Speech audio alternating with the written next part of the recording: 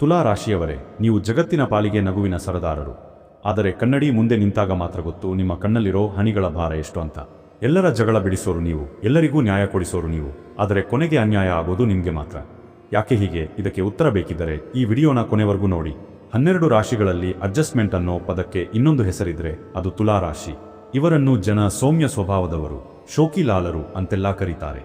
ಆದರೆ ತುಲಾ ರಾಶಿಯವರು ತಮ್ಮ ನಗು ಮುಖದ ಹಿಂದೆ ಎಷ್ಟೊಂದು ನೋವನ್ನು ಪ್ಯಾಕ್ ಮಾಡಿ ಇಟ್ಟಿರ್ತಾರೆ ಅನ್ನೋದು ಆ ದೇವರಿಗೆ ಮಾತ್ರ ಗೊತ್ತು. ಇವರದ್ದು ಎಲ್ಲರೂ ಇದ್ದು ಇಲ್ಲದಂಗೆ ಇರೋ ಒಂಟಿ ಜೀವನ. ಎಲ್ಲರನ್ನ ಚೆನ್ನಾಗಿ ಇರಲಿ ಅಂತ ಬಯಸೋ ಇವರಿಗೆ ಕೊನೆಗೆ ಸಿಗೋದು ಏಕಾಂತ ಮತ್ತು ಚಿಂತೆ. ಈ ವಿಡಿಯೋದಲ್ಲಿ ತುಲಾ ರಾಶಿಯವರ ನಿಜವಾದ ಬಣ್ಣ, ಅವರ ತ್ಯಾಗ ಮತ್ತು ಅವರಿಗೆ ಸಿಗುವ ಪ್ರತಿಫಲದ ಬಗ್ಗೆ ನೋಡೋಣ. ತುಲಾ ರಾಶಿಯವರು ಒಮ್ಮೆ ಜೈ ಮಹಾಲಕ್ಷ್ಮಿ ಎಂದು ಕಾಮೆಂಟ್ ಮಾಡಿ. ನಮಸ್ಕಾರ ಸ್ನೇಹಿತರೆ. ಜಗತ್ತಿನಲ್ಲಿ ತುಲಾ ರಾಶಿಯವರಷ್ಟು ಒಳ್ಳೆಯವರು ಸಿಗೋದು ಕಷ್ಟ. ಯಾಕೆಂದರೆ ತುಲಾ ರಾಶಿಯ ಚಿಹ್ನೆಯ ತ್ರಾಸು ಅಥವಾ ತಕ್ಕಡಿ. ಇವರು ಸದಾಕಾಲ ಧರ್ಮ ಮತ್ತು ನ್ಯಾಯದ ಪರವಾಗಿ ಇರುತ್ತಾರೆ. ನೀವು ತುಲಾ ರಾಶಿಯವರಾಗಿದ್ದರೆ ನಿಮ್ಮ ಜೀವನದ ಅತಿದೊಡ್ಡ ಸಮಸ್ಯೆ ಅಂದ್ರೆ ಇಲ್ಲ ಅಂತ ಹೇಳೋಕೆ ಬರದೇ ಇರೋದು. ಯಾರಾದರೂ ಬಂದು ಸಹಾಯ ಕೇಳಿದ್ರೆ ನಿಮ್ಮ ಹತ್ರ ಇಲ್ಲ ಅಂದ್ರೂ ಸಾಲ ಮಾಡಿಯಾದರೂ ಅವರಿಗೆ ಕೊಡ್ತೀರಾ. ನಿಮ್ಮ ತಟ್ಟೆಯಲ್ಲಿರೋ ಊಟನೂ ಬೇರೆಯವರಿಗೆ ಬಿಟ್ಟುಕೊಟ್ಟು ನೀವು ಉಪವಾಸ ಮಲಗುವಂತ ವಿಶಾಲ ಹೃದಯ ನಿಮ್ಮದು. ಆದರೆ ದುರಂತ ಅಂದ್ರೆ ಜನ ನಿಮ್ಮ ಈ ಒಳ್ಳೆಯತನವನ್ನು ದಡ್ಡತನ ಅಥವಾ ವೀಕ್ನೆಸ್ ಅಂತ ತಿಳಿದುಕೊಳ್ತಾರೆ. ನಿಮ್ಮ ರಾಶಾಧಿಪತಿ ಶುಕ್ರ ಅಂದ್ರೆ ಆಕರ್ಷಣೆ, ಪ್ರೀತಿ ಮತ್ತು ಸೌಂದರ್ಯ. ಹೀಗಾಗಿ ನೀವು ನೋಡೋಕೆ ಸುಂದರವಾಗಿರ್ತೀರಾ, ಆಕರ್ಷಕವಾಗಿ ಮಾತಾಡ್ತೀರಾ. ಆದರೆ ನಿಮ್ಮ ಮನಸ್ಸಿನ ಸ್ಥಿತಿ ಹೇಗಿರುತ್ತೆ ಗೊತ್ತಾ?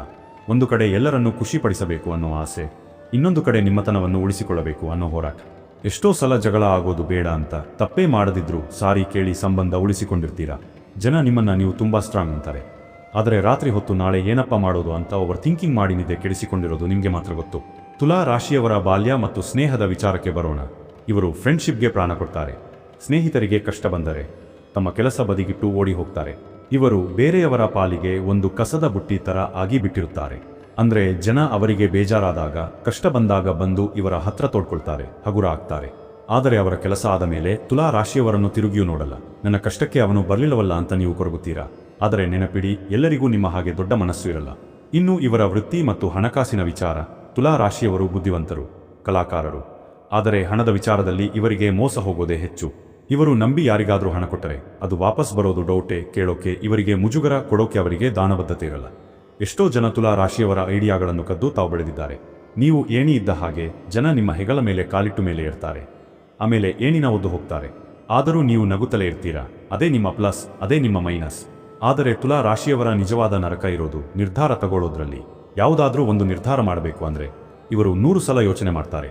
ಹೀಗೆ ಮಾಡಿದ್ರೆ ಅವರಿಗೆ ಬೇಜಾರಾಗುತ್ತಾ, ಹಾಗೆ ಮಾಡಿದ್ರೆ ಇವರಿಗೆ ಕೋಪ ಬರುತ್ತಾ ಅಂತ ಯೋಚನೆ ಮಾಡಿ ಕೊನೆಗೆ ಇವರೇ ಕನ್ಫ್ಯೂಸ್ ಆಗ್ತಾರೆ. ಈ ಗೊಂದಲವನ್ನೇ ಜನ ಮಿಸ್ಯೂಸ್ ಮಾಡ್ಕೊಳ್ತಾರೆ.